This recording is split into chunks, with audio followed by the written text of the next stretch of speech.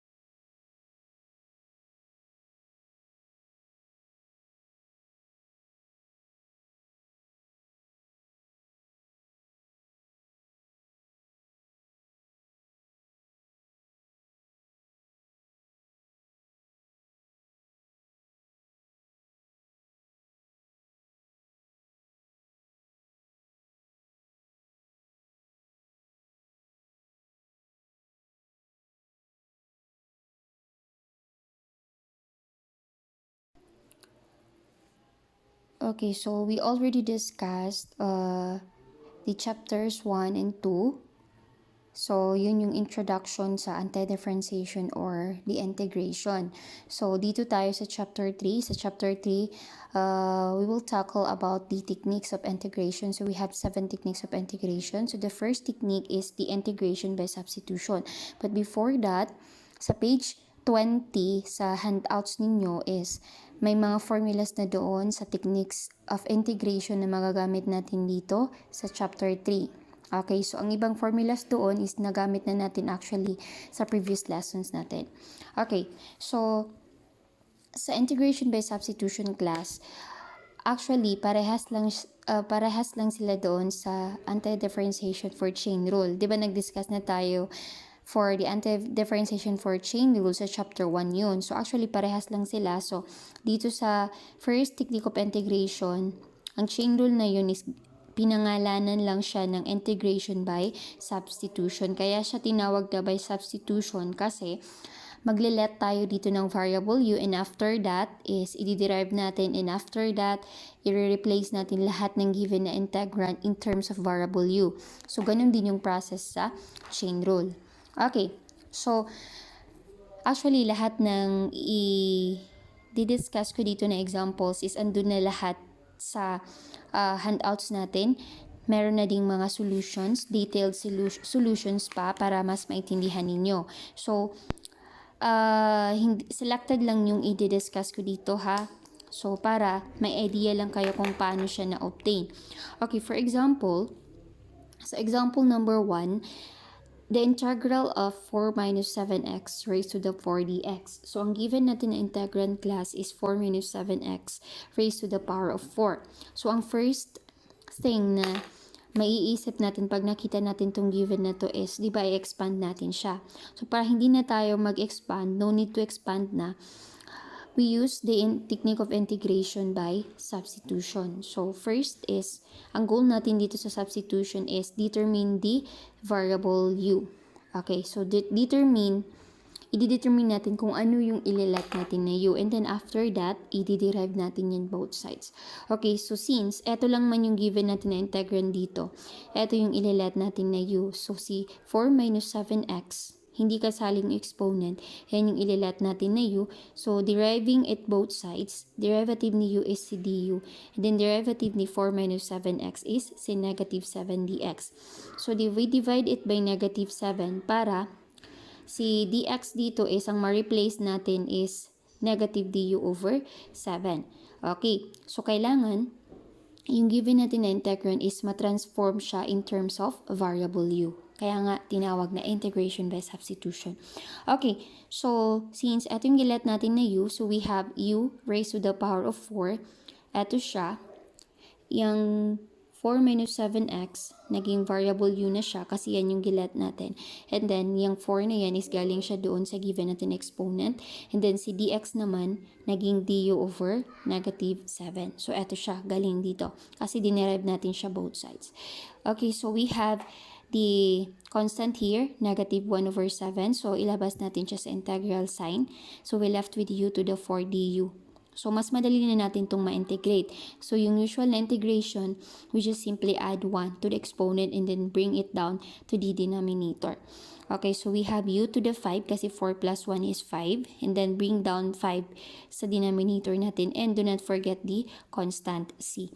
And then take note class, reminder lang, if mag-integrate na kayo, ibig sabihin nag-add na kayo ng 1, is tatanggalin nyo na yung integral na sign and at the same time say du or dx man, depende sa ginamit na variable. Okay, so we have negative 1 over 7 times u to the 5 over 5 plus c. So, multiply natin si negative 1 times 1, that is negative 1. 7 times 5 is 35. So, kailangan sa final answer katulad doon sa anti-differentiation for chain rule, kailangan yung final answer natin is ibabalik natin siya in terms of variable x. So si u, palitan natin siya ng 4 minus 7x kasi diba yan yung gilet natin kanina, and then plus the constant c. So therefore, this is the derivative. Another example is, so don't worry, nandun na to sa handouts ninyo. So, please refer to your handouts na lang. Sa page 22.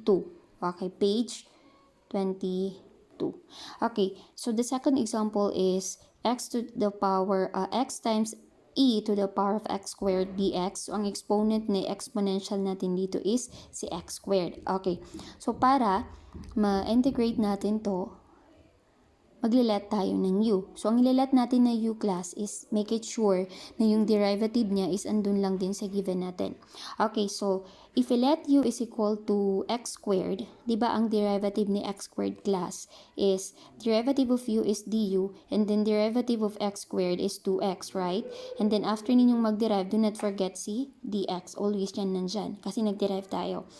So, since ang meron lang dito sa given natin is si x dx, so divide tayo both sides by 2. So, we have du over 2 is equal to x dx.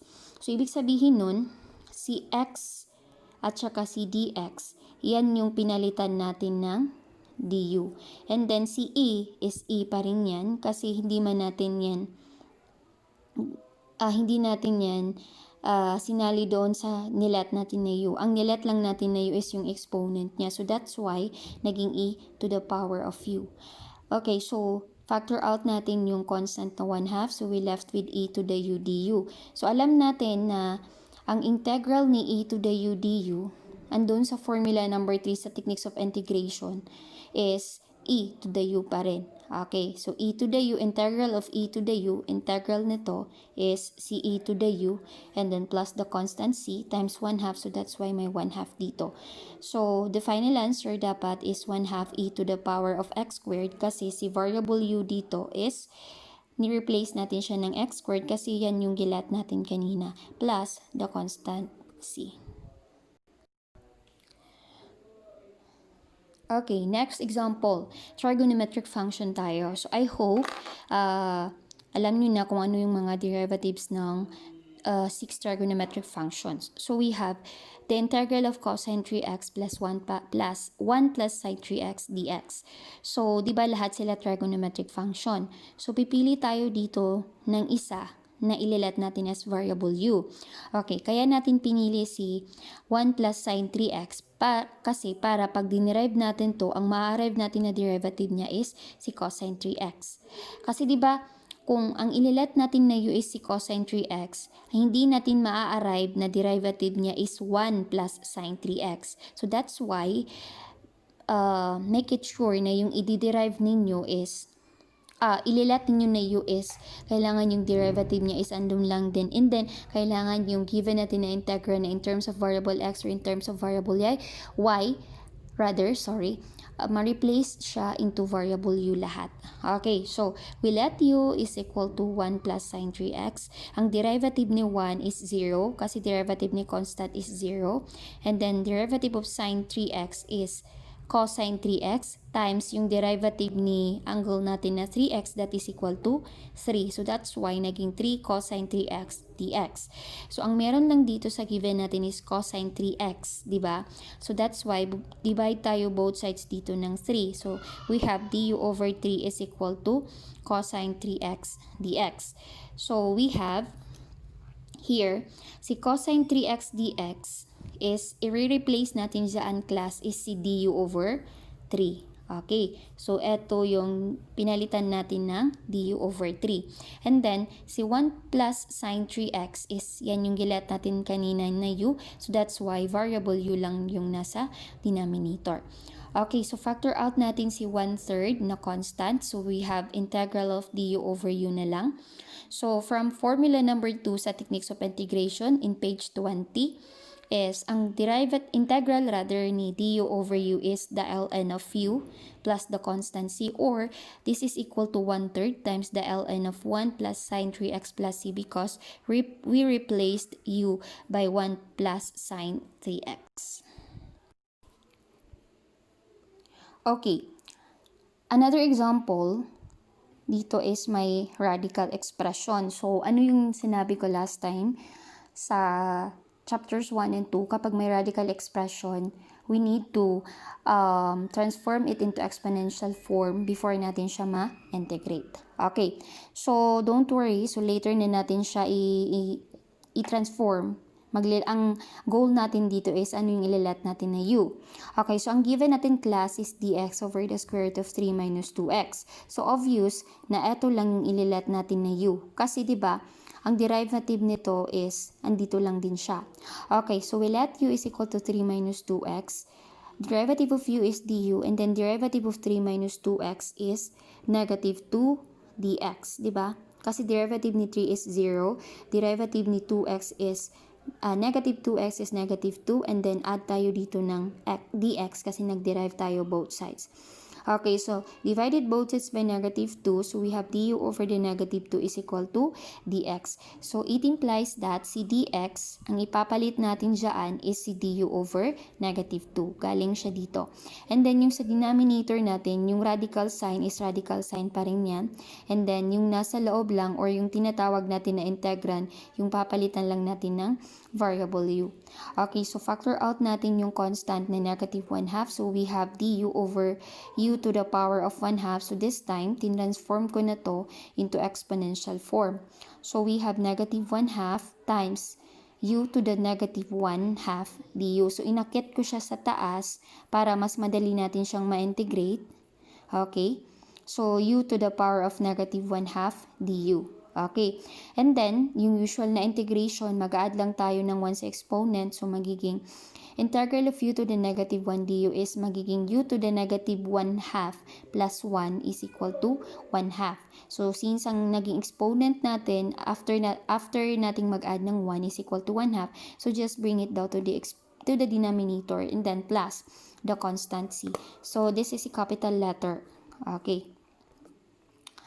So we have negative 1/2 divided by negative 1/2 divided by 1/2, or negative 1/2 times 1 is negative 1/2 pa rin siya. So i-divide mo siya sa sarili niya. So we have negative 1. So we left with u to the power of 1/2 plus c, or we have negative times si variable u, replaced it by 3 minus 2x. Remember, yan yung gilet natin kanina. So the exponent is the same pa rin, 1/2. Or kailangan sa final answer, ibalik natin siya into into radical expression kasi yun man yung given. So we have the negative of the square root of 3 minus 2x plus c. So I hope marunong na kayong mag-transform from radical expression or radical form to exponential form, and then exponential form to radical form.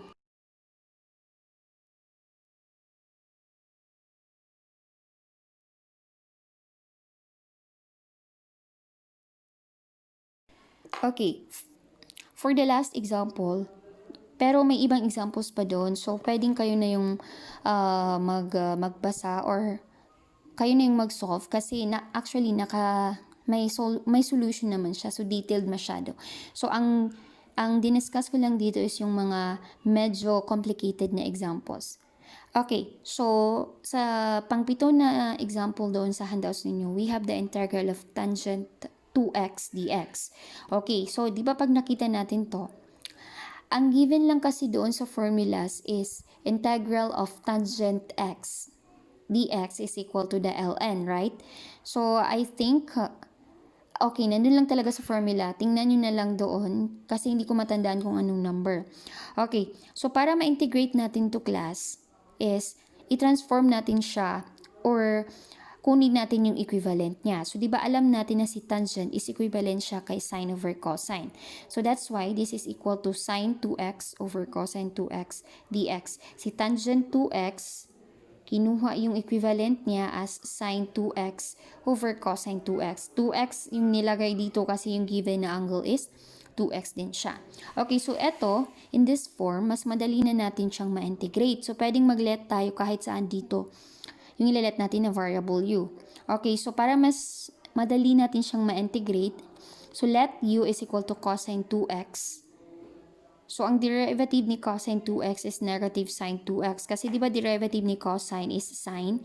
So, times yung derivative ni 2x is that is equal to negative 2.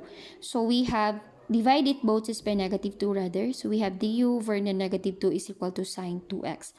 So, eto na yung papalitan natin. So, since ang gilet natin na u is si cosine, so that's why sa denominator is u. And then si sine 2x, eto siya. So, ang ipapalit natin dyan is si du over the negative 2. So, factor out si negative 1/2. So, we have the integral of du over u. From formula number 2 sa techniques of integration, ang integral ni du over u is the ln of u. ln of u, so times negative 1/2. So, that's why naging negative 1/2 times the ln of u plus c.